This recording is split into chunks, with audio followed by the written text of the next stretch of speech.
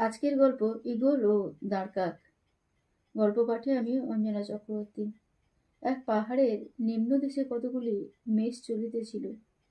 এক ঈগল পক্ষী পাহাড়ের ওপর হইতে নামিয়া ছো মারিয়া এক মেষশাবক লইয়া পুনরায় পাহাড়ের উপর উঠিল। ইহা দেখিয়া এক দাঁড়কাক ভাবিল, আমিও কেন এইরূপ ছো মারিয়া একটা মেষ অথবা মেষশাবক লই না। ঈগল যদি পারিল, আমি না পারিব কেন? এই স্থির করিয়া সে যেমন এক মেষের উপর ছো মারিল, এমনি ওই মেষের লোমে তাহার পায়ে নখ জড়াইয়া গেল। দাঁড়কাক ওই রূপে বৃদ্ধ হইয়া ঝটপট প্রাণ ভয়ে কা কা করিতে লাগিল।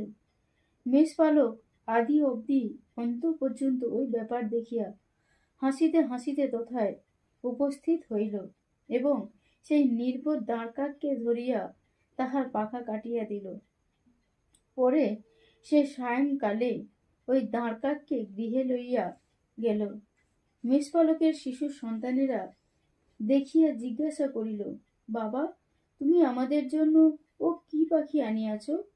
মেষপালক কহিল, যদি তোমরা উহাকে জিজ্ঞাসা করো, ও বলিবে আমি ঈগল পক্ষী, কিন্তু আমি উহাকে দাঁড়কাক বলিয়া আনিয়াছি।